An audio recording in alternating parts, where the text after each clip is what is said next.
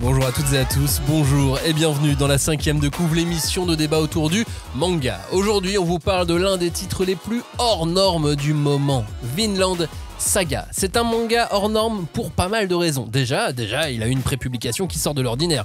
Il a démarré comme un shonen dans un magazine hebdo, puis au bout d'une grosse quinzaine de chapitres, il bascule dans un magazine seinen mensuel. C'est un manga qui a aussi failli être annulé assez tôt, malgré le basculement et le changement de magazine. C'est aussi un manga signé d'un auteur qui a déjà eu du succès. Makoto Yukimura, son auteur, est à ce moment-là déjà un artiste connu et reconnu pour un manga qui s'appelle Planète. Ou Planète S, comme il souhaite qu'on le prononce. Et c'est rare, c'est vrai que c'est rare qu'un artiste à succès dans le manga enchaîne immédiatement sur un autre titre à succès. On a plus souvent vu l'inverse. Et c'est aussi probablement la meilleure vente internationale d'un seinen d'inspiration historique, sans magie, sans science-fiction, d'après les chiffres de ma tête. Oui, c'est ce que j'allais dire. Alors, c'est selon tes caractéristiques, ce que tu ranges dans le style historique, parce que, je sais pas, Vagabond est peut-être devant, non ? Ouais, d'accord, on est sur ce genre d'évaluation. Ça va, quoi. Ok, à vue de nez, c'est donc c'est l'un des. Pardon, l'un ils peuvent être seinen, plusieurs. Ils peuvent être plusieurs parmi les meilleurs, tu vois. Source, t'inquiète. Oui. Source, t'inquiète, exactement, crois-moi frère. Et puis c'est aussi l'un des rares mangaka venus et reconnus dans le monde entier, à déjà être venu 2 fois en France rencontrer ses lecteurs. Bien ça sûr. c'est cool. Merci Makoto. Ouais. Ça, c'est Et on vrai que y c'est cool. était les 2 2 fois fois. avec Julie. Yay. Oh la classe. Vinland Saga est dans la 5e de couvre et aujourd'hui on vous parle du premier arc. On ne pousse pas, s'il vous plaît. On ne pousse pas, c'est inutile. Le public n'est pas autorisé à assister aux épreuves éliminatoires. Moi, je crois que je pourrais être un très bon ninja. À quoi vous jouez? L'heure est grave, c'est pas le moment de faire les guignols. Mais on n'a rien d'autre à faire, on peut pas sortir. On va leur faire notre attaque secrète, l'attaque de la Tour Eiffel, ils vont rien comprendre. Et il faudra aussi parler des dessins animés, notamment des dessins animés japonais qui sont exécrables, quoi, qui sont terribles. Oh, les bâtards! Oh, this you crazy mother... Vous êtes en train d'écouter la 5e de couvre, le seul podcast où l'on peut découper, charcuter, dépecer et aimer Vinland Saga. Salut Cagnard, salut Julie. Salut. Est-ce que vous aimez l'Islande? Est-ce que vous aimez les dracars? Est-ce que vous aimez l'an 1000? Ouais. On prend tout. Moi, typiquement, en plus, c'est marrant, j'en parlais un midi avec des collègues et je leur disais, l'Islande, c'est un pays qui revient beaucoup chez les gens, les pays qu'ils ont envie de visiter et tout. J'ai cru que t'allais me dire, moi pas j'adorais du l'an 1000. Moi, j'adore l'an 1000. Pas 1001, hein, là, tout était Just déjà 1000. obsolète à ce moment-là. Mais alors, moi, j'ai toujours été fasciné par tout le background qu'il y a autour des victimes. Des victimes. Oui, exactement, des victimes. Le racket et tout. Des vikings, tu vois, genre, j'adore le 13e guerrier. Le film d'Antonio Banderas, vraiment, c'est un film que j'adore. Mais je trouve que c'est une figure qui s'est un peu affaissé avec le temps et qu'on a un peu représenté de manière beaucoup trop symbolique et qui était juste des gros bourrins et tout et je pense que j'avais besoin d'une œuvre comme ça qui est entre les deux, qui est entre le très stylisé et historique. Une des premières idées d'émission de Cagnard il y a quelques années, c'était venez, on fait un truc un peu historique, on fait une émission, ça s'appellerait Samouraï, Chevalier et Viking. Qui c'est le geisha. plus fort? Qui c'est le plus fort? Il y avait pas des geishas aussi au milieu. Non, pas dans la même émission. On va dire danseuse de flamenco, geisha. Tu vois, j'aurais fait une autre version.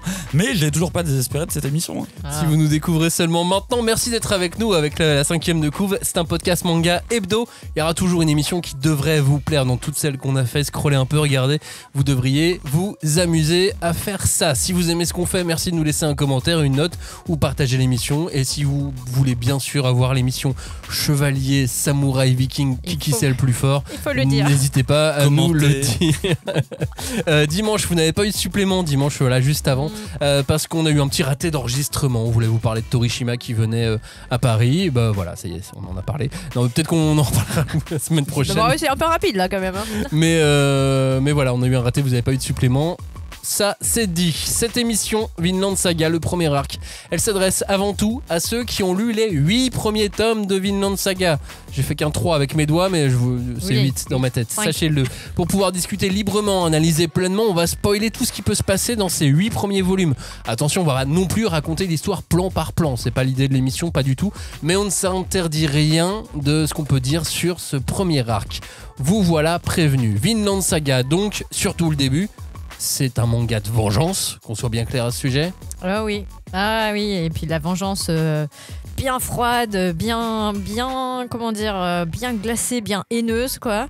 Mais bon, ce qui est intéressant, c'est vraiment de voir que, en fait, il y a plein de héros qui sont, en fait, dès leur plus jeune âge, embarqués dans cette espèce d'engrenage très bien huilé de la vengeance, de la violence, de rendre coup pour coup, et qui en fait n'ont pas du tout le temps de se poser des questions sur ce qui les fait avancer dans cette direction, de ce qui les motive.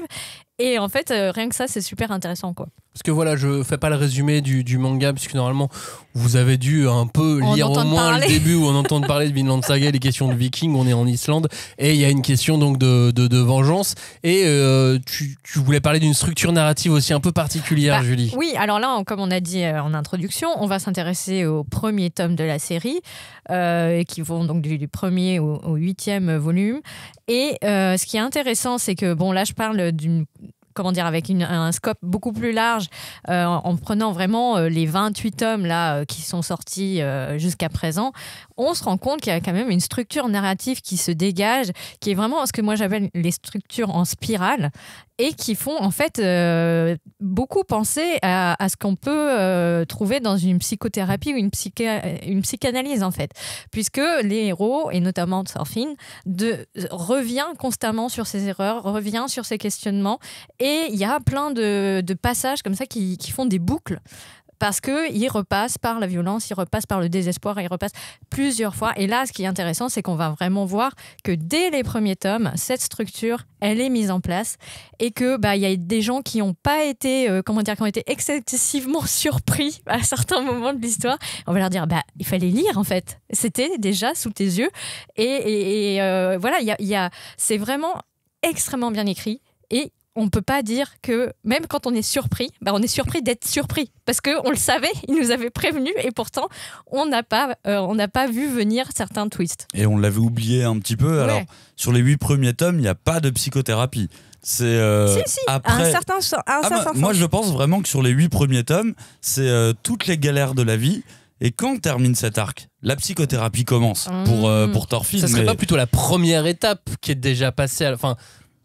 Ouais, c'est dur parce que déjà, ne serait-ce que les 2 premiers tomes, finalement, ils agissent en une espèce de paire, de duo, et t'as déjà des flashbacks, des choses qui reviennent. T'as pas tort, parce que même Askeladd, est-ce que ça serait pas un peu un psychothérapeute de Thorfinn, tu vois? Non, je viens de penser un peu. Vu comme il parle, comme il fait que parler. Il est très fin psychologue. Ouais, non, mais pas tort. Il y a moyen. Du coup, je reprends ce que j'ai dit en intro, c'est l'une des meilleures ventes de Yashikei Viking. J'ai cru que t'allais dire c'est une des meilleures vengeances, et j'étais là, oui. Oui, non, parce que alors c'est un manga qui soigne, tu vois. Donc alors non, ça, je pense pas que ça soigne. Enfin, peut-être que ça peut soigner certaines personnes. Ce qui est intéressant, c'est la façon dont c'est construit. Encore une fois, c'est la structure narrative fonctionne par ellipse. Il y a tout le temps des sauts, en fait. Il y a des flashbacks, il y a pas vraiment de flash forward, évidemment, parce que on reste quand même dans quelque chose qui se veut réaliste, mais on est toujours pris dans un tourbillon d'idées, de réflexions, et c'est incroyable, encore une fois, de voir que tous les éléments structurants, narratifs, qui vont être repris et développés par la suite plus longuement sur donc les 28 tomes, sont déjà contenus dans les 2 premiers tomes de la série. Ouais, ça c'est fou. Et en fait, si vous faites la liste, l'histoire de la vengeance, la figure paternelle, l'histoire du voyage, l'histoire des choses qu'on oublie. Et c'est pour ça que moi, je pense aussi à tout ce qui est psychanalyse, etc. Parce que en fait, on oublie. Et c'est pour ça qu'on fait les mêmes erreurs et que parfois, on met du temps à se rendre compte des choses qui ne vont pas. Donc, voilà. Je pense que c'est rien que pour ça, c'est extrêmement riche, et c'est un manga qui tire vraiment son épingle du jeu dans le catalogue actuel, quoi. Cagnard, pour toi, c'est plutôt un manga de vengeance, plutôt un manga Hegel, plutôt Nietzsche, plutôt... Alors déjà, je suis complètement d'accord sur le fait que dans les 2 premiers tomes, il y a déjà tout ce que contiendra le manga, et ça, c'est vrai que pour moi, c'est un coup de force, mais ça, tu ne peux le voir qu'à posteriori, en relisant toute la série depuis le début. Alors, un manga de vengeance, évidemment, quelque part, c'est un manga de vengeance, mais je pense que moi, je dirais plus que c'est un manga qui parle de vengeance, et quelque part, c'est une grosse différence pour moi. C'est pas du tout la quête vengeresse de Thorfinn qu'on suit, mais plutôt je le vois comme une grande leçon humaniste. Je vais te prendre un manga de vengeance, par exemple, pour moi c'est Berserk. Ça raconte la vengeance de Guts. Alors que Vinland, c'est une réflexion sur l'état de la vengeance. Et d'ailleurs, si on va voir hors de Thorfinn, quasiment tous les persos ont une quête de vengeance aussi dedans. Et on voit une palette de comportements assez différents par la vengeance. T'as celle de Thorfinn qui va être très froide, comme tu dis, très on s'en fiche, on avance coûte que coûte. Mais t'as même certains vikings, alors qui font peut-être moins partie des personnages principaux, mais qui traitent de la vengeance en disant « Ah, t'as tué mon frère à cette dernière guerre, je me souviens. Bon, c'est pas grave, on va boire un verre ensemble et tout. » Donc, il y a vraiment ce truc pour moi, c'est un manga qui parle de vengeance, vraiment de manière générale, et c'est assez intéressant de voir ces comportements-là sur... nous, on n'a évidemment pas le même rapport à la vengeance à l'heure actuelle, mais à l'époque, il y avait un truc avec la vie après la mort et compagnie qui fait que ton rapport à la vengeance est totalement différent. Et d'ailleurs, si on pousse la réflexion, je pense que la question que pose le manga, au-delà de cet arc, en allant voir les tomes suivants, mais on va pas spoiler, elle est littéralement annoncée dès le début. C'est vraiment dans les 2 premiers tomes, tu as cette notion de qu'est-ce qu'un guerrier. Parce que évidemment, la vengeance, c'est fatalement un aspect de la vie du guerrier, donc c'est normal de se poser cette question. Et du coup, si on pousse encore un peu plus loin la réflexion de Vinland Saga, pour moi, c'est vraiment qu'est-ce qu'un humain ? Qu'est-ce qu'un être humain? Qu'est-ce qu'un bon être humain? Et sur ce point, c'est vraiment là où je le rapproche énormément du titre Vagabond de Takehiko Inoue, parce qu'il y a exactement ce même ride de vengeance au début, et de l'autre côté, cette réflexion sur la vengeance que toi-même tu viens d'appliquer. Et c'est en ça que pour moi, c'est littéralement un des meilleurs mangas de vengeance que je connaisse. C'est marrant, j'imaginais les personnages de Vagabond, de Vinland et de Berserk au Starbucks. Et j'en vois 2 prendre du lait entier, puis un qui prend du lait d'avoine. Et eux-mêmes à se faire le débat. Et je pense que c'est Thorfinn qui prend le lait d'avoine. J'ai l'impression, en tout cas. Je sais pas. Thorfinn, c'est quoi ses motivations? C'est quoi comme type de... Comment vous définissez ce personnage? Moi, je trouve que d'emblée, c'est l'enfant soldat, quoi. Il commence pas l'histoire quand il est tout petit, mais très vite, tu le vois tout petit. Et tu vois comment, finalement, il va être petit à petit amené à vivre violemment. Lui qui a vécu quand même une enfance relativement heureuse jusqu'à ses 6 ans. Et qui va petit à petit, en tout cas dans ce premier arc, devenir une espèce d'anti-héros, mais total. Parce que oui, c'est Cagnard qui parlait de la question de la moralité. Là, on outrepasse tout. Il y a certaines bornes qui ne sont pas dépassées pour Thorfinn parce qu'il a ses motivations qui sont la vengeance, qui sont vraiment... Et il a que ça. Il voit que ça. Il voit que ça, mais il se respecte quelque part puisqu'il s'est fixé de tuer donc le meurtrier de son père de façon loyale. Oui, effectivement, on a dit qu'on disait tout. et il veut pas... je veux dire, et il déteste quelque part les Vikings, il les déteste aussi. Il déteste, c'est pour ça qu'il veut le vaincre à la loyale. C'est qu'il estime que la trahison qu'un guerrier qui trahit sa parole ou qui a recours à des procédés malhonnêtes n'a pas d'honneur, quoi. Et finalement, il y a ces 2 bornes dans sa vie, la vengeance et l'honneur. Et il essaye de naviguer entre les deux, alors que au jour le jour, il tue, il magouille. Il y a vraiment une espèce il vit dans la fange complètement. Chez lui. Et la seule chose qui finalement le sauve, c'est vraiment sa volonté, sa détermination, sa force, parce que mine de rien, c'est un enfant qui est très fort physiquement, c'est un très bon guerrier, alors qu'il est à peine adolescent, il peut très très bien tenir tête à des très grands guerriers qui ont vécu 1000 batailles, c'est pas rien en fait. Et on se demande, est-ce que cette force, elle tient à sa condition physique, au fait que tous les jours il est confronté au combat? Ou est-ce que c'est aussi la force de la haine qui le maintient en vie jusqu'à ce que son but soit enfin réalisé, quoi? Tu le vois comme un enfant soldat, toi, Thorfinn ?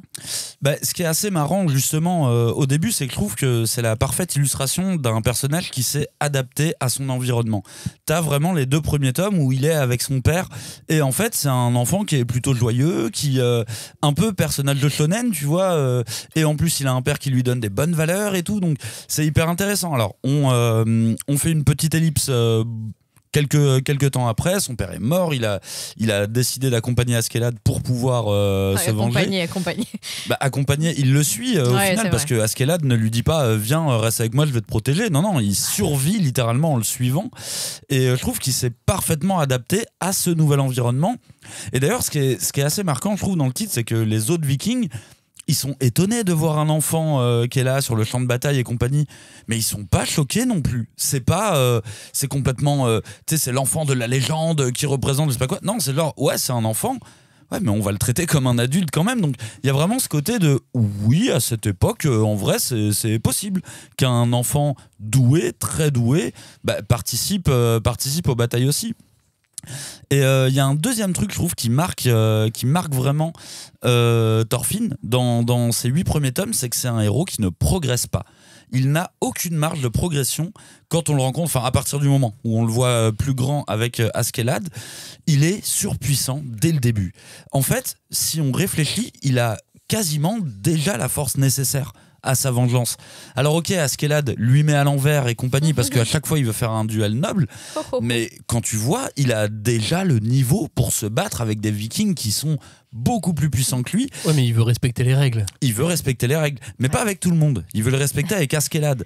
Mais sinon, les autres, il a déjà un niveau qui est quand même assez dingue. Et je trouve que c'est intéressant cette idée du héros que, en fait, il y a un flashback qui nous manque en gros, où on ne voit pas son entraînement et tout ce qu'il a dû passer, tout ce qu'il a dû traverser.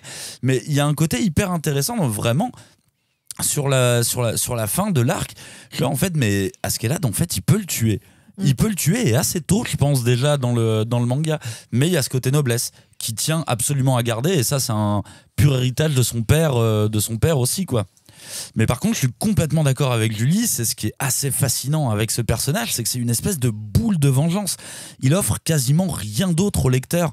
Il en devient même inhumain à certains moments du manga où, tu vois, il assiste à des viols en fond. Alors, à chaque fois, il juge les autres Vikings et il dit vous êtes vraiment des sauvages et compagnie, mais c'est la définition pure d'une machine à tuer, un perso pour lequel on ne devrait pas ressentir d'empathie. C'est toute la complexité du personnage, que finalement son évolution arrivera plus tard sur les tomes dont on parle pas aujourd'hui, et il est plein de contradictions. Ce personnage. Il est plein de contradictions, et puis en fait c'est là où il y a le tour de force de Yukimura, qui est de rendre une identification du lecteur envers ce personnage de Thorfinn complètement rongé par la haine, normal, on le comprend, on se doute qu'il a effectivement traversé des épreuves extrêmement difficiles, et on a malgré tout ça de l'empathie pour Thorfinn. On se dit que malgré tous les meurtres qu'il commet, malgré tout ce qu'il va voir, de tout ce dont il va être témoin, et aussi partie prenante, oui, il est complètement intégré malgré lui à cet équipage de malfrats. En fait, les Vikings, c'est des pirates. Ouais. Ils viennent, ils pillent et ils font leurs affaires. Il n'est absolument pas moteur de l'histoire dans cette partie. Non, c'est vrai. Et c'est ce qui fait une grande différence entre l'arc 1 et la suite. Il subit tout, mais sa vengeance le pousse à rester malgré tout, quoi. Oui, mais moi, ce que je voulais... Enfin, effectivement, mais tu vois, là où c'est intéressant, c'est aussi que Yukimura, dès le départ, il savait qu'il voulait confronter ses lecteurs avec la notion de violence, que c'était vraiment quelque chose qu'il déteste, et que lui, quand on l'a vu là à Angoulême, il a dit qu'il se souvenait très bien de quand il était enfant, qu'il lisait Ken le Survivant, et qu'il disait les adultes, ces idiots, ne voyaient pas, ils voyaient que la violence, les crânes qui explosaient, alors que nous, les enfants, on comprenait le message derrière et l'empathie que le héros mettait dans ses actes quand il redressait les torts en faisant subir les mêmes atrocités aux méchants et qu'ils comprennent la dimension mauvaise de leurs actions. Et en fait, je trouve que dès le départ, c'est intéressant, tu vois, la façon dont Yukimura met en scène aussi la fascination des autres hommes, des autres jeunes hommes de l'âge de Thorfinn qui se disent « Moi, je pourrais aussi être un pirate, être un viking ». Et quand ils voient Thorfinn à l'action, ils font « Ah ouais, non. En fait, ça demande un prix trop élevé, en fait. » Et des personnes qui se complaisent dans cette violence aussi, qui les fait rigoler. Enfin, tu vois, les autres vikings et tout, qui s'en amusent de toute cette violence. Et parce que c'est un mode de vie qui est devenu à peu près naturel chez eux, quoi. Et là où c'est intéressant, c'est que petit à petit, au bout de ces 8 tomes, tu comprends qu'il y a des conséquences à toutes ces actions et que ça se cumule et ça ne s'oublie pas.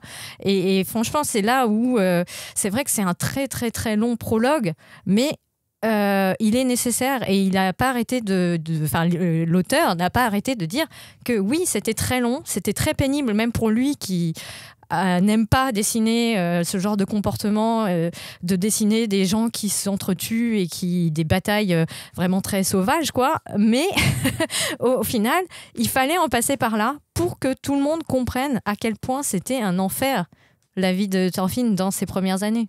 Thorfinn est une sorte d'héritier. Un autre héritier habille les pages de ces 8 premiers tomes, c'est Knut. Qu'est-ce qu'on peut dire de ce personnage à la fois intriguant, on a envie de le détester, autant que pas du tout autant que Thorfinn. Ce qui est intéressant, c'est que déjà Knut le Grand, c'est un personnage historique. Il a existé, c'était un des rois, donc je suis désolée, je vais vraiment dire les choses à très grands traits. Encore une fois, il y a des gens qui sont spécialistes, qui ont écrit des bouquins très sérieux à ce sujet, n'hésitez pas à les lire. Mais donc voilà, il fait partie de ces rois du Danemark qui ont régné sur la Baltique, sur différents pays, dont l'Angleterre, et qui ont vraiment mené une vie de conquête et de bataille. Et c'est vrai que c'est difficile parce que les premières apparitions du roi Knut, qui a le même âge que Thorfinn, donc il a une quinzaine d'années, il n'est pas trop la tête de l'emploi, quoi, pour dire les choses. Et en fait, ce qui est génial pour nous dans la narration de ces premiers tomes, c'est qu'on va voir la transformation spectaculaire d'un garçon qui est surprotégé, qui est fragile, qui sait qu'en fait sa vie ne tient qu'à un fil, le bon vouloir de son père, de ses frères, et en fait, il devient à un moment une espèce de prince déterminé qui comprend enfin comment fonctionnent les hommes, comment fonctionne, qu'est-ce qu'il veut réaliser sur cette terre et le pouvoir en fait qu'il peut emmagasiner pour réaliser, en fait, concrétiser ses vœux, et c'est incroyable. Comment vous l'avez ressenti, Knut ? Parce que, alors moi je dis qu'il est assez détestable au début et pour moi, il l'est encore à la fin, mais est-ce qu'à un moment donné, Yukimura a réussi à vous créer une certaine empathie envers Knut ? Peut-être pas dans cet arc. Disons que moi, je le vois un peu comme le personnage que je trouve le moins intéressant dans tout cet arc des 8 tomes. Alors, c'est un miroir intéressant de Thorfinn, mais le problème que j'ai, c'est son moment de bascule. Je trouve que sa bascule, elle est beaucoup trop brutale. Donc, quelque part, derrière et dans les arcs suivants, je trouve qu'il prend la suite d'Askeladd en termes de stratège, qui réfléchit à 5 coups en avance et compagnie, et qui est assez intéressant. Mais à chaque fois que je relis son instant de bascule, je suis vraiment en mode ça va trop vite. Ça va trop vite en une bataille, et pas une bataille d'armée, une bataille à échelle très locale. Il a sa bascule, il a son moment. C'est un moment qui est bien fait quand même, mais j'ai un peu du mal, et moi j'avoue que je préfère, moi je l'appelle Knut, désolé, je préfère dans sa deuxième phase, parce que quelque part je le rapproche un petit peu de Griffith dans Berserk, et de toute façon vous allez voir, je vais faire pas mal de comparaisons avec Berserk dans ce titre, j'ai déjà commencé avant. Très bien. Donc j'ai le droit. Parlons d'Askeladd aussi un petit instant rapidement, on l'a déjà évoqué depuis le début de l'émission. Qu'est-ce que tu penses, Julie, de ce personnage d'Askelad? Mais c'est le personnage le plus intéressant. En fait, le premier arc, ça pourrait être l'arc d'Askelad. Enfin, je veux dire, c'est lui qui incarne le mieux toutes les contradictions, toutes les interrogations qui sont portées par tous les fils d'histoire, parce que chaque personnage... Lui, il est vraiment moteur de toutes les intrigues dans ce premier arc. Exactement. Et en fait, on disait au tout début, oui, c'est la vengeance. Qu'est-ce qui motive Askelad? La vengeance. Donc, il est vraiment super... c'est un super personnage. Il est tellement humain, tellement cohérent et tellement aussi parfois désinvolte vis-à-vis de lui-même. Je trouve que... on en parlera un petit peu plus après dans le détail, mais c'est vraiment un super... comment dire? Comme si, tu vois, la super carte d'un jeu qui va sauver en fait tout ton deck. Tu vas dire ouais, j'ai la carte Askelad et je peux passer toutes les épreuves, quoi. Deus Ex. Cagnard. Ouais, c'est ce que j'allais dire. Deus Ex, mais en fait, du coup, je sais pas si ça tire pour sa fin. Du coup, c'est un contre. Sur ces 8 premiers tomes, qu'est-ce que tu penses de l'escalade d'Askelad? Je suis complètement d'accord. C'est sûrement le personnage le plus stylé de cet arc. Stylé, ça veut un peu rien dire, mais tout est fait pour nous le rendre. Absolument sympathique malgré toutes les horreurs qu'il commet, et il y en a un des persos qui vont mettre des horreurs, mais d'ailleurs en le relisant là, je me suis dit qu'il me rappelait Sato de Hajin. Il a ce côté très froid, il est calculateur, mais t'as envie de le suivre parce il y a du charisme. Il a du charisme, mais surtout tu demandes quel va être son prochain move. Tu sais, quel va être son premier move que t'as pas vu venir et qui va être hyper intéressant. Et du coup évidemment c'est censé être un antagoniste, mais qui est vachement nuancé là-dedans, tu vois.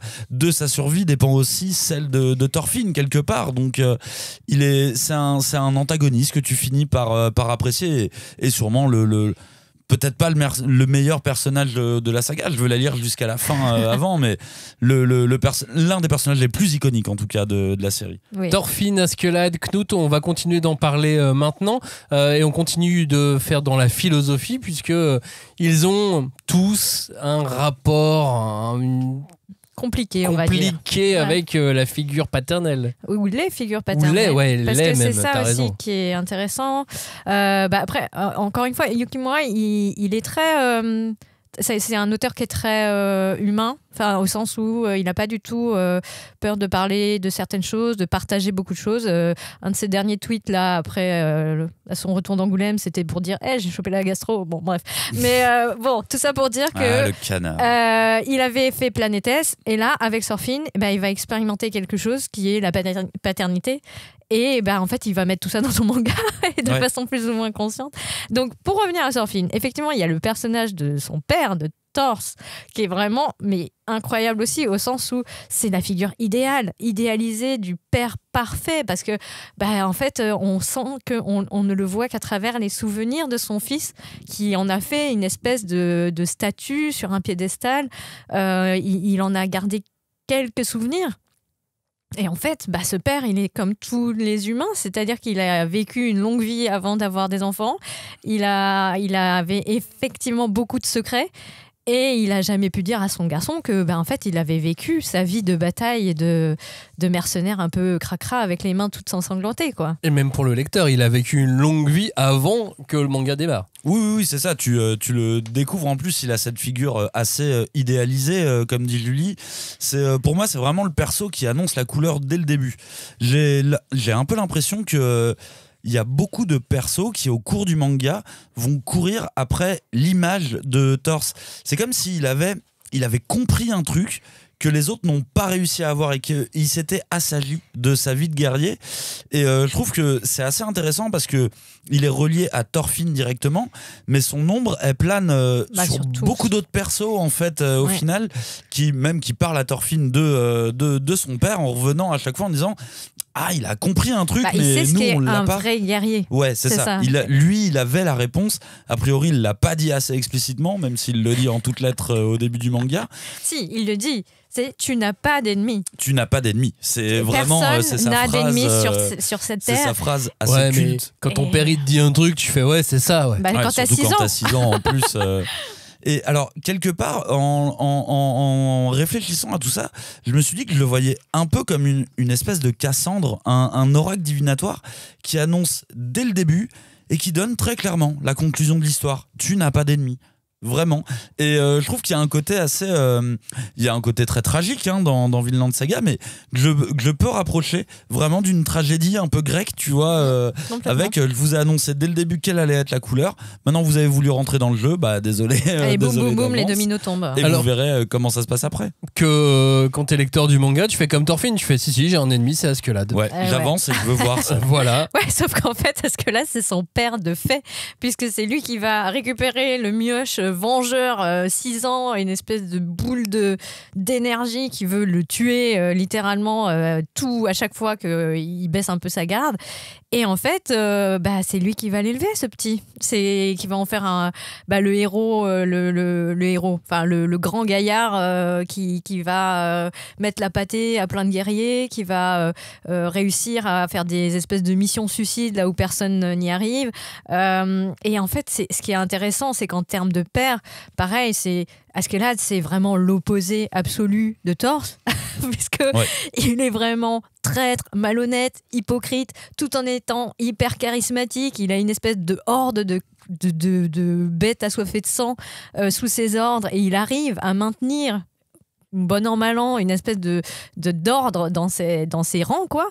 Mais on sait qu'il est très très fin psychologue, enfin ça se voit dès les premières pages. Et d'ailleurs, ce qui est marrant, enfin là je viens de m'en souvenir, c'est lui que tu vois en premier dans le manga. C'est lui qui appelle Thorfinn pour qu'il sorte de la foule des guerriers, et il lui dit écoute, ta mission c'est ça, et si tu réussis, je te mettrai ta pâtée à nouveau. Et il lui donne que des défis impossibles en plus, où toi tu te dis que c'est impossible. C'est le père qui te dit il faut que tu te surpasses. C'est vraiment, et évidemment ces méthodes ne sont pas très Montessori, mais en fait il a vraiment une espèce de charisme incroyable, et c'est toutes les révélations qu'il va faire au fil des tomes, mais même sur son lit de mort, enfin façon de parler, en fait même l'auteur a été surpris par la réaction de Askeladd sur ses derniers instants, parce qu'il s'est retrouvé à protéger Thorfinn d'une mort certaine, et qui lui a dit non, ta vie c'est de continuer de chercher le Vinland, de chercher un but à ta vie, ne fais pas comme moi. Et c'est vraiment un instant tellement émouvant et tellement réaliste, en fait, de se dire oui, tu côtoies quelqu'un si longtemps qu'il te connaît mieux que toi-même. Ouais, c'est un moment où au final Askeladd il redevient très très humain, et c'est une autre comparaison que j'ai avec Berserk, c'est que sa dessinée, je trouve qu'elle me rappelle beaucoup celle de Griffith, tu vois. Mais t'avais pas dit que c'était Knut ? Oui, mais alors, attends, tu peux en avoir un bout de. Ok, ça va, tu peux. Chez Knut, c'est plus visuellement et après ce qu'il va apporter au récit. Il y a la royauté, tout mais ça. C'est ça. Mais dans le cas d'Askeladd, j'ai vraiment ce côté Griffith où tu sens qu'il a voulu voler trop près du soleil, et il en a payé le prix fort, littéralement.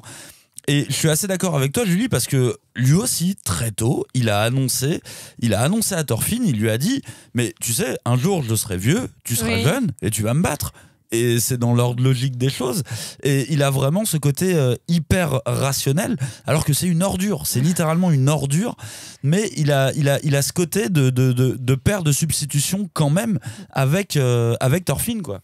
Et je suis pas tant sûr que ça que Yukimura le voit comme une ordure, en revanche, ce personnage. Après... Je pense qu'il le voit comme quelqu'un qui a des actes qu'il ne fait pas par choix, mais qui sont un petit peu drivés par une sorte par la vie, quoi. Il est très opportuniste et pragmatique, et c'est ce qui fait la survie d'une personne comme ça. À cette époque-là. Non, mais c'est ça, c'est à la limite, quand je te dis une ordure, ça dépend qu'est-ce qu'une ordure à l'époque, tu vois, et qu'est-ce qu'une ordure maintenant. Et lui, en fait, il évolue dans ce background, et du coup, ses actes sont des conséquences de ce milieu, on va dire. De toute façon, ce que tu es, ça vient toujours de ton milieu sociologique, on va dire. Et tu vois que malgré ça, il a quand même des aspects très humains dans son écriture. Et alors Knut, appelez-le comme vous... le père de Knut, c'est quelque chose aussi. Ouais, c'est pas une boutique Ikea, quoi. Alors le roi Sven, moi je l'appelle le pourri, désolé, parce que Oui, vraiment. Ça aurait pu être son nom dans l'histoire, tu vois. Non, sauf que lui c'est Barbe Fourchue dans l'histoire. Barbe Fourchue. Oui. C'est vrai qu'elle est fourchue. Ouais. Mais là tu vois vraiment la figure du comment dire, du roi décadent, paranoïaque, qui a survécu, mais vraiment, encore une fois, en payant un prix qui est de sacrifier tous les gens qui sont proches de lui, quoi. Enfin, et c'est terrible. C'est vraiment terrible. Et puis, c'est un prix qu'il paye, je trouve, quasi visuellement, dans la manière dont il est dessiné. L'emphase, elle est mise vraiment sur le côté noblesse décadente, qui est prête à tout, même à tuer des membres de sa famille. Il veut tuer son fils pour pouvoir garder le pouvoir comme il l'aime bien. Et c'est marrant parce que je me suis dit, en fait, il me rappelle un peu de Jabba the Hutt. Même dans la manière dont il est dessiné. Oui, il est un peu fondu. Il est un peu fondu, c'est une espèce de forme dégueulasse, libidineux. Je sais même pas s'il est vraiment libidineux, mais je l'imagine comme ça. Je me souviens même pas de séquence, tu vois. Oui, il s'est affaissé. En fait, tu sens le poids de la couronne. Ouais, il est écrasé par toutes son devoir qu'il ne fait pas, en fait. Et puis le poids de la couronne, il en parle très clairement. Oui. Hein. Tu sens que c'est... Et il le dit que c'est une malédiction qu'il subit. Et t'as limite vraiment l'impression que cette malédiction l'a enlaidi. Et on a fait l'espèce d'homme monstre qui est c'est pas un monstre à proprement parler, mais physiquement il est répugnant, quoi. C'est le côté vraiment sombre de la réflexion sur le pouvoir comme source de corruption des humains, de leurs idéaux. Enfin, il est assez réussi de ce point de vue-là. Alors qu'il y a des très belles barbes, tu dis qu'il est pourri, mais globalement dans Vinland Saga on peut dire qu'il y a de très belles barbes, sauf un personnage. Je trouve qu'il y a la barbe qui est quand même tellement lambda, je me dis non, c'est pas possible d'avoir une barbe si lambda. Ragnar. Ragnar, il a une barbe lambda. Ouais, bah écoute, mais c'est vrai qu'il est développé à un autre endroit. Ouais, mais il a le haut du crâne qui est développé. Il a le haut du crâne, Ouais, il y a une compensation. Après, en fait, ce qui est marrant, c'est que vraiment, on joue à fond sur le côté miroir dont Cagnard parlait au début. T'as Thorfinn qui se regarde et en fait, c'est Knut qui renvoie ce jeune homme plein d'ambition. Et en fait, chacun, ils ont un père mort, enfin, ou plus ou moins moribond, et un père de substitution. Donc là, c'est Ragnar. En fait, moi, je me disais, ce qui est intéressant dans cette analyse de barbe, c'est que finalement, Ragnar, c'est les prémices de ce qu'on va appeler plus tard la chevalerie. Il a vraiment des... il est déjà du côté un peu chrétien. Voilà, il est chrétien complètement. Et en fait, il est vraiment droit dans ses bottes. Il est le support moral du prince et il fait tout son possible pour le garder en vie, pour faire il le surprotège quelque part, mais vraiment c'est un personnage qui des fois on a un peu tendance à l'oublier, je pense. Ouais, carrément. Alors moi, c'est un perso. En fait, moi, c'est le perso qui m'a fait réaliser à quel point il y avait un effet miroir Thorfinn Knut et que c'était aussi poussé parce que voilà, comme tu disais, chacun a un vrai père et un père de substitution.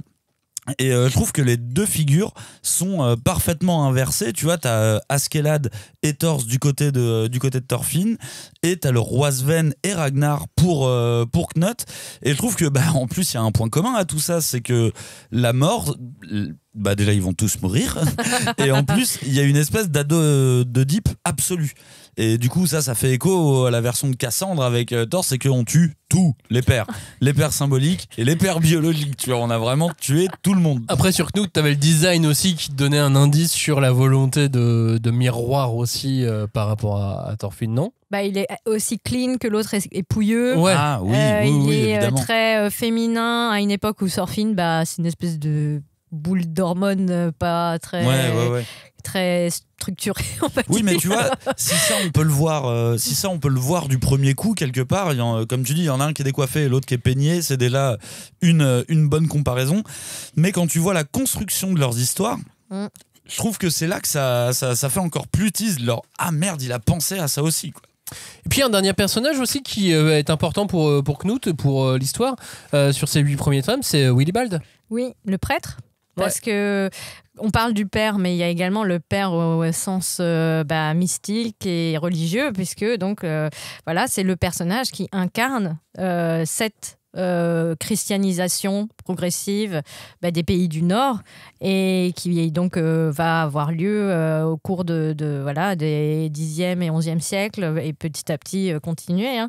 Mais c'est intéressant de voir que la réflexion sur les premiers temps du christianisme en Europe du Nord, elle fait écho à cette recherche du Père, recherche du sens, recherche de l'amour, parce que c'est comment il le décrit dans son manga. Et il y a une séquence très courte que moi j'aime bien, c'est que le prêtre, on ne sait pas trop qu'est-ce qu'il fout là. Il est vraiment... il accompagne, il fait partie du cortège. Voilà, mais tu sais que c'est parce sa mission est importante de représenter le christianisme et de faire en sorte que le prince puisse continuer ses prières et à être en connexion avec Dieu. Mais je trouve que la façon dont petit à petit, les mercenaires vikings l'interrogent, prennent conscience, s'intéressent à ce qu'il raconte comme bêtises. Au début, ils le trouvent marrant. Après, ils disent c'est marrant ce que tu dis. Vas-y, raconte-en plus. C'est quoi ? Ah ouais comment on serait tous frères ? Enfin, il y avait déjà ça dans leur culture. Mais le fait d'ensuite parler d'amour, d'empathie. Mais comment le christianisme infuse déjà un peu c'est dans l'esprit des Vikings. Très intéressant. Alors que eux avaient d'autres croyances. Complètement. Les vraies croyances vikings, parce que ce manga, c'est quand même le manga de vikings par excellence. Je pense qu'on n'en a pas d'autres, par One Piece, mais c'est pas les mêmes vikings, quoi. Encore que Vic le Viking, c'était quand même son... c'est le point commun entre Vinland Saga et One Piece, on est d'accord. Évidemment. Mais non, c'est intéressant parce qu'effectivement, Yukimura, il s'est entouré d'historiens japonais qui sont spécialisés dans la culture viking. Je suis désolée, j'ai pas noté les noms, je peux pas vous les ressortir, mais ça se trouve. Source, t'inquiète. Voilà, source, t'inquiète. Et en fait, moi, je trouvais que c'était vraiment intéressant de voir le soin apporté à la reconstitution historique. Même si on est sur de l'inspiration, on n'est pas sur relater les faits réels. Il y a un petit peu de réel. Il a ancré quand même. Il y a des actions il y a qui certaines sont réellement batailles, passées. il y a certains personnages. Mais effectivement, c'est plus une espèce de toile blanche en fond sur lesquelles lui il va dessiner d'autres histoires, au pluriel parce qu'il y a plusieurs personnages. Mais c'est marrant de voir que en fait déjà les Vikings en fait c'est pas un peuple, c'est une fonction, c'est un métier. Et donc on pouvait être pêcheur le reste du temps et puis la saison froide fait que faut trouver d'autres sources de revenus donc tu fais de la piraterie viking. Et voilà et en fait c'est pas les Vikings avec une culture viking. En fait il y avait plein de raids différents. Vulcanologue n'existait pas encore à l'époque donc non mais ce que je veux dire c'est vrai que tu vois qu'il y a cette notion de saison qui revient où ils en parlent même beaucoup de leur mais si t'as pas ramené beaucoup de richesses sur cette saison de piraterie en gros tes hommes ça va être plus compliqué l'année d'après et tout. Il y a ce côté très moderne entrepreneuriat tu vois il faut que c'est un métier, c'est vraiment un métier et je trouve que c'est un des trucs, c'est une profession littéralement et c'est quelque chose qu'on mange vraiment en pleine face je trouve de la dureté du monde viking à l'époque parce que de base, j'allais dire que c'est un manga qui ne se complaît pas dans la violence, mais c'est faux, parce que toutes les scènes de bagarre qui sont stylisées, elles existent pour faire monter ton kiff aussi les combats sont vraiment cool et tout. Mais à côté de ça, il y a une autre violence, et c'est une violence qui est vraiment très ordinaire quand tu vois les Vikings violer à 4 une paysanne ou tuer un village entier complètement. Et ça, en fait, c'est une violence ordinaire, et c'est une violence qui est fatalement très humaine parce que la société et les conditions ont fait que ils existent comme ça et je trouve que c'est une nuance dans les différentes violences que peut apporter le manga.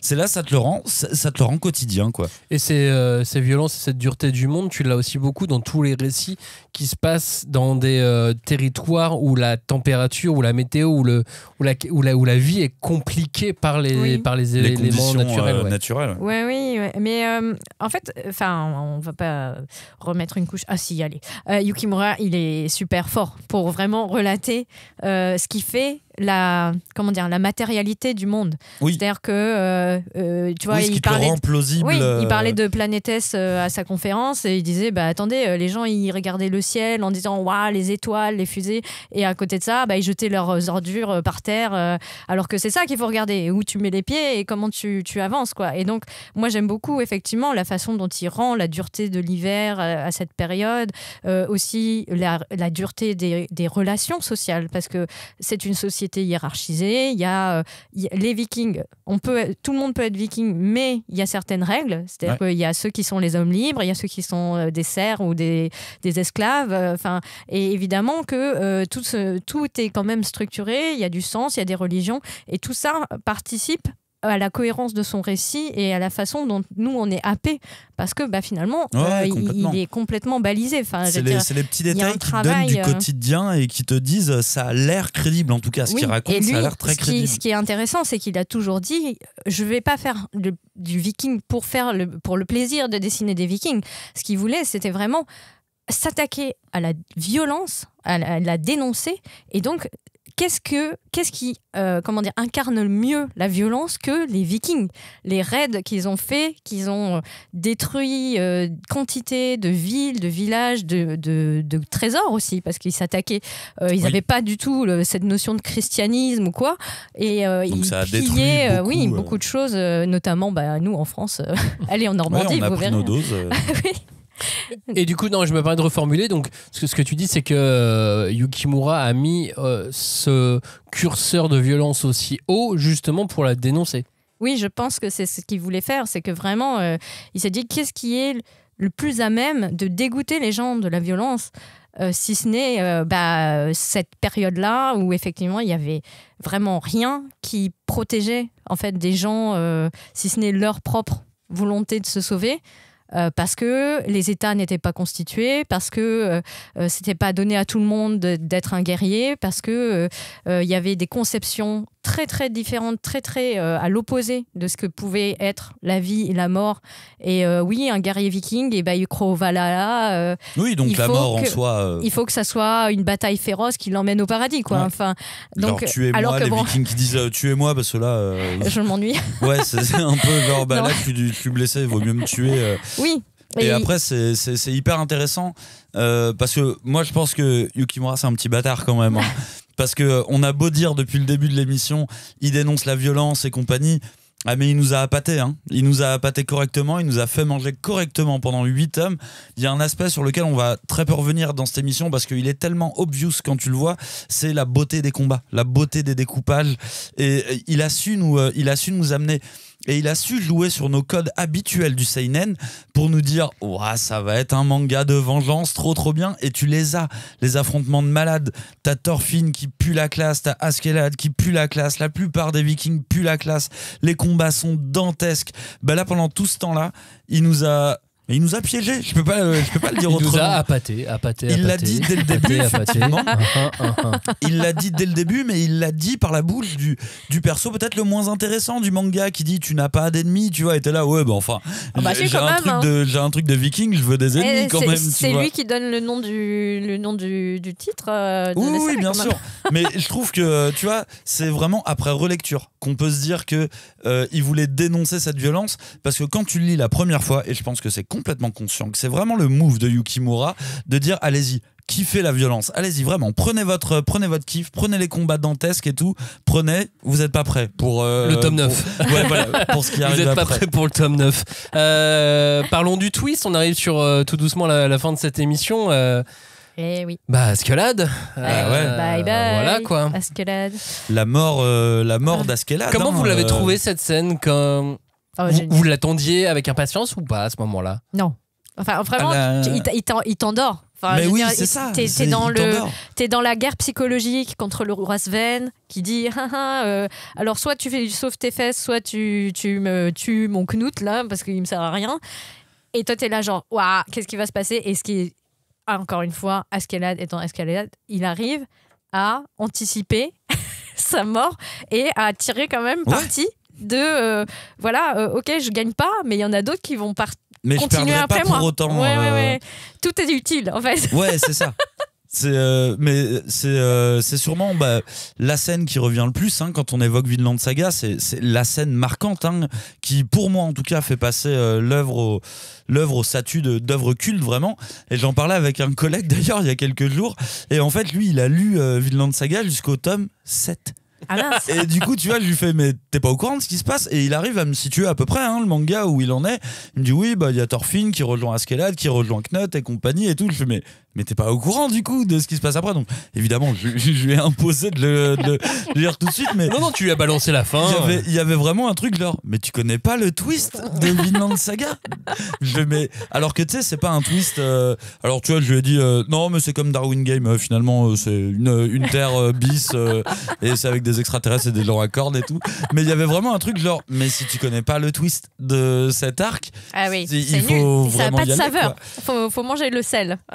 C'est qu'il y a vraiment ce truc de non, il faut que tu ailles jusque là, parce que comme tu dis, tout est calculé et tout est magnifique quoi. C'est vraiment choquant. Si pour Askeladd la guerre c'est la poursuite de la politique par d'autres moyens, pour Yukimura, qu'est-ce que la mort d'Askeladd? Le début de l'aventure, j'ai envie de te dire. Bah ouais. Mais non, mais effectivement, c'est un truc où lui aussi, il a dû se dire, ok, je vais jouer. Enfin, je pense que, il l'a dit, il pensait qu'il allait perdre beaucoup de lecteurs en faisant ce move de dire au revoir à quand même un des héros les plus leaders, les plus moteurs et les plus charismatiques de la série à ce moment-là. Mais en même temps, encore une fois, il savait qu'il ne pouvait pas dévier de ce scénario puisqu'il savait que son propos était ailleurs. Vraiment pousser un enfant à qui on a volé en fait son enfance finalement. Complètement. Et qui n'est nourri que de violence, que de ressentiment, que de culpabilité, de lui dire ok, en fait c'est quoi la vie, c'est quoi être un homme et c'est quoi devenir quelqu'un de bien. Et en fait plein de lecteurs n'étaient pas prêts. Tu m'étonnes. Clairement, et surtout je pense et les gens de l'animé prêt. étaient encore moins prêts. Oui. Ça me fait toujours rire à chaque fois qu'il y a des transitions comme ça aussi fortes dans un manga et qu'ensuite il est adapté en animé et que du coup ça joue en plus sur des saisons, tu sais, et que finalement les gens qui regardent l'animé se laissent aussi un peu happer par des ambiances données par des réalisateurs qui ne sont pas forcément ce qu'on peut lire nous en tant que lecteur du manga. Et moi ça me fait rire à chaque fois, je me dis toujours ils sont pas prêts pour les gens qui regardent l'animé sont pas prêts. Et voilà. Mais moi je l'ai découvert ça, que les gens avaient vraiment pas aimé l'arc 2 on va dire. Et alors ok, je peux les comprendre, mais il y a pas vraiment compris un côté c'est ça, il y a un côté où oui mais t'as pas compris, donc dans ce cas-là c'est parce que dans l'anime tu retransmets pas autant de choses. Alors t'as la musique, t'as les voix, t'as plein d'autres choses pour donner le sentiment. Moi je pense qu'il y a une consommation qui est assez différente entre l'anime et le manga, et qu'il y a peut-être une consommation plus binge-watching sur de l'anime. Surtout aujourd'hui, Et ce qui fait que t'as pas forcément réfléchi plus que ça à déjà ce qu'amenait la fin de l'arc 1 et t'attendais juste la saison 2 comme t'attends la saison de n'importe quel animé. Mais il y a un gros côté genre c'est problématique si vous avez pas bien compris. C'est quand même la série qui fait le tri. Enfin, je veux dire. Après, encore une fois, gros piégeur, Yukimura pour moi, très très gros piégeur, et peut-être que la bascule est plus compliquée. J'ai pas vu cette bascule en animé, moi je l'ai lu uniquement, et peut-être qu'elle est un peu plus difficile en animé. Mais après, c'est un auteur qui croit en l'humain. Enfin, je veux dire vraiment l'humain avec un grand H, l'humanité, le fait qu'il envoie soit des gars partir sur Mars ou Jupiter, enfin genre aucun remords, tu vois, genre allez-y, dites-nous comment était le voyage, salut. Ou le fait qu'ils disent écoute, de l'autre côté de la mer, il y a peut-être une terre où les gens se foutent pas sur la gueule. Peut-être. Ça fait rêver des générations de gens qui regardent la mer comme ça avec leurs grands yeux et qui se disent allez, on a une petite coque de noix là, on va tenter la traverser. On se la tente. et moi je veux dire, c'est vrai, je veux dire, on le savait parce qu'on lit ces mangas et que nous on les avait compris. Mais enfin pas la première fois la première fois que je lis et que je suis sur la mort d'Askeladd, non j'ai rien compris de ce qui se passe moi perso. On se doutait que ça allait lui tomber dessus un jour ou l'autre, non? Oui, parce qu'en plus, c'est pas ça la fin du tome 8. Oui, bien sûr. La fin du tome 8, t'as Einar, t'as le début de l'arc suivant, et tu comprends très vite que, en fait, la vie continue. Même si ton but dans ta vie, c'était un but pourri et qui t'est échappé, et bah tous les matins tu vas te réveiller, tous les matins tu vas essayer de manger, tous les matins tu vas faire bouger ton corps. Et c'est ça à vivre. Et il faut se raccrocher aux branches. Il faut continuer. Et donc c'est pour ça, moi je trouve que on sait que c'est quelqu'un, enfin que l'auteur est quelqu'un qui explore vraiment les peurs, les angoisses, les idéaux humains. Et enfin à sa conférence, il l'a dit d'une façon, mais comment dire, vraiment magnifique. Il s'est écrié à un moment. Il faut croire en votre moi du futur. Vraiment, tu vois. Faites confiance. Mirai no jibun shinjite. Et je trouvais que c'était, mais comme ça, genre hyper naturel. Ouais, tu vois, genre slogan. Comme si le gars il se dit aujourd'hui ça va être une bonne journée. Bah, je crois en mon moi du futur, tu vois. Et surtout, faites-vous pousser la moustache. Ouais. Bah, moi, tu vois, je pense que c'est vraiment une des plus grosses préparations paiement que j'ai pu lire dans le manga. Une annoncée de manière aussi claire, aussi limpide dès le début. Et je trouve que c'est en ça que le manga est fascinant. Alors, je trouve que Yukimura, à ce moment-là, au moment de la mort d'Askeladd, il place le lecteur exactement dans la même position que Thorfinn. Et c'est ça que j'adore vraiment. On se retrouve aussi choqué que Thorfinn. Quand ça la arrive, tête de Thorfinn. Oh. Ouais, mais moi je me vois à travers les yeux de Thorfinn. Il y a un grand vide. Tu restes bouche bée. T'avais imaginé 15 000 scénars, mais forcément des scénars où Askeladd il allait s'en sortir, où il allait se passer un truc. Et alors, ce qui est fascinant, c'est que si Thorfinn il a perdu son objectif, nous on a perdu notre scénario en fait. On est là, mais que va devenir le manga du coup dans C'est ça, parce que tu parles de préparation paiement, mais aujourd'hui sur un paiement tu dois confirmer ton identité 17 fois. Là ça t'arrive cash quand même. Ça t'arrive cash, mais t'as eu ta petite intro quand même. Et puis Yukimura il nous retire un perso qu'on voulait voir mourir, ça il y avait pas de souci, mais on voulait le voir mourir plus tard. On avait appris à l'apprécier. Moi tu vois, je voulais le voir finir sur un duel noble en 1 contre 1 avec Thorfinn. Ouais, c'est l'idée qu'il avait implantée dans notre cerveau au final. L'éditeur a dit pareil à mon avis, tu vois. Genre mais qu'est-ce que c'est que cette merde. Et d'ailleurs si tu regardes, sa mort c'est pas celle d'un guerrier, c'est celle d'un stratège qui tout pour la stratégie jusqu'au bout. Et je vais pas mourir Valhalla, tout ça on s'en fout, c'est tout pour la stratégie. Et je trouve que c'est là où pour moi l'arc, la comparaison avec Berserk est peut-être le plus fort, c'est que je trouve qu'il y a un gros côté arc du faucon dans ces 8 premiers tomes de Vinland Saga. Tu suis la troupe d'Askeladd et je trouve que à leur échelle ils assistent eux aussi à leur sabbat. Une nuit, une journée qui va changer l'existence de tous les personnages et qui va les rediriger vers d'autres choses. Et je trouve qu'il y a un côté vraiment intéressant dans les comparaisons de Berserk et de Vinland. Ouais, mais moi c'est marrant parce que c'est vraiment pas du tout les comparaisons qui me viennent à l'esprit. Mais... Ah bah, oui, dans les faits, c'est vrai qu'il y a une bascule. Ils vivent leur sabbat là quand même. Je sais pas. Bah, c'est Thorfinn qui est plongé dans l'enfer, dans son propre enfer. Quoi. Torkel, on peut dire que Torkel, il saute, tu vois. Knut, il voit aussi son père se faire mourir devant lui. Il voit les portes du pouvoir s'ouvrir en grand devant lui, la voie royale. Exactement ce qui arrive à Griffith. Tu vois, les portes du pouvoir s'ouvrent à lui au moment du sabbat. Et pour revenir sur Vinland, c'est vrai qu'à Askeladd, j'avais compris l'amour pour Askeladd. Oui. J'ai juste envie de lui dire, fais des trucs, tais-toi. Sois gentil. Arrête de faire des plans tout le temps là. Bouge, je sais pas. C'est vrai qu'à ce niveau-là, je préfère Thorfinn au moins. Thorfinn il bouge. Pour le coup, Thorfinn il bouge. Alors, il fait n'importe quoi, mais il bouge. Askeladd il réfléchit plus. Mais de toute façon, sur Vinland Saga et sur ce premier arc, c'était quand même une magnifique façon de le terminer. Ah ouais, carrément. Bah, il n'y avait pas d'autre fin possible. Ah, je sais pas, il y a 15 000 autres fins. Mais c'est probablement l'une des meilleures. Des fins où tu veux brosser le lecteur dans le sens du poil. Ah, il y en a 15 000 là. Oui, mais là, tu veux 15 000 pas autres ça. scénarios. Mais si tu peux. Non, mais lui, tu veux. Alors, tu peux, mais tu veux pas. Oui, voilà, ça c'est différent, mais tu peux, scénaristiquement, évidemment que tu peux. Bien sûr. Mais ce que je veux dire, c'est. Je pense qu'il y avait. On l'a dit tout à l'heure, dès le départ, dans cette optique de faisons de la psychologie de comptoir, oui, il faut tuer le père. Et c'est le seul qui reste. Sur le marché. C'est vrai. Donc, il reste plus que les pères. Débarrassons-nous des pères et avançons. Et non, ce qui est vraiment terrible, c'est Le premier arc, il peut... En fait, c'est marrant. Effectivement, c'est l'arc trompeur. Il attire plein de jeunes gens qui rêvent d'aventure, assoiffés de violence, etc. Et puis, en fait, patatras. Et l'aventure continue d'une autre façon qui est hautement plus intéressante et intelligente. On retire au perso l'objet de sa vengeance. Bon, quoi? Salut, je suis Gandhi. Gandhi avec une moustache. Enchanté. Mais après, moi, je trouve que c'est... Enfin, je sais pas. C'est un peu... mes souvenirs sont émoussés, je dirais. Mais je pense que moi, j'ai pas eu de coupure nette. C'est-à-dire que j'avais enchaîné tout de suite sur les t'as pas fait tomes d'après. D'accord. J'avais pas eu...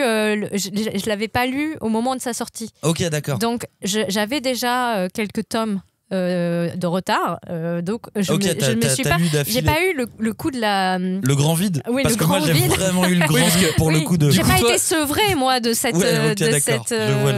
Toi, Cagnard, si les souvenirs, la lecture de Julie est émoussée, est-ce que la tienne, ta vision de ce premier arc est tranchante? Ah, moi, elle est toujours tranchante là, en les relisant.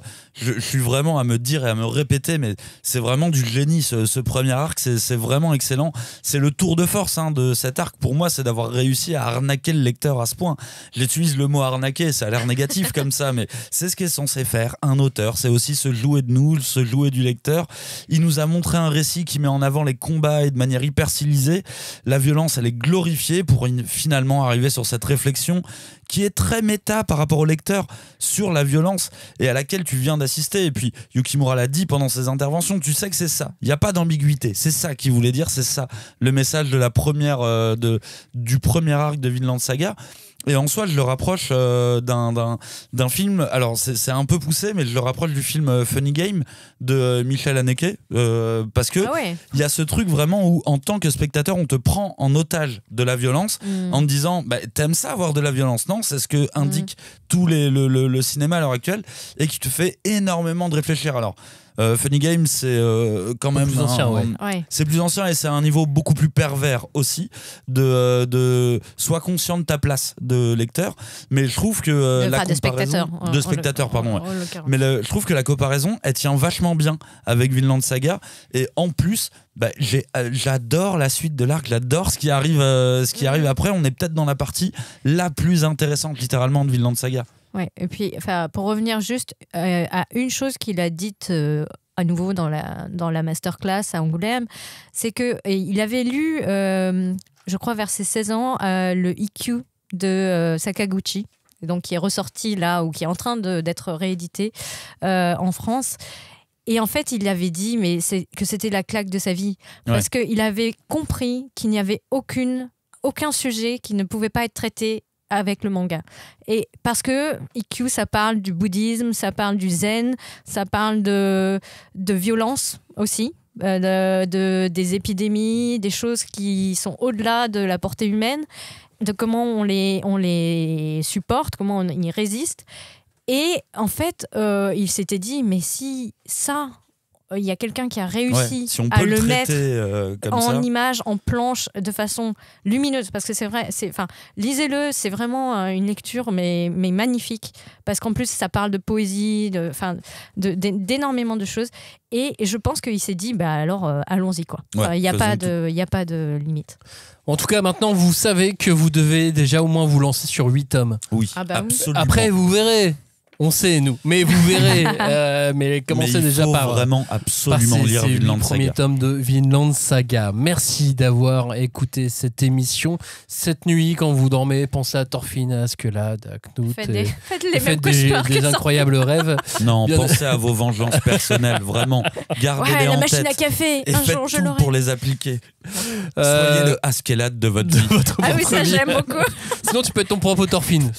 Deviens d'accord. Non, je préfère être intelligent comme Askeladd. La semaine prochaine, on va vous faire chialer.